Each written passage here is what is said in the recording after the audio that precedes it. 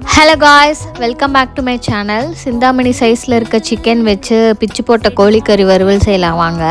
But இது பிச்சு போட்ட கோழிக்கறி வறுவல் தான். ஒரே ஒரு மசாலா மட்டும் மாற்றிட்டேன். கரம் மசாலாக்கு பதிலாக சிக்கன் மசாலா போட்டேன். ஸோ இது சிக்கன் வறுவலாக மாறிடுச்சு.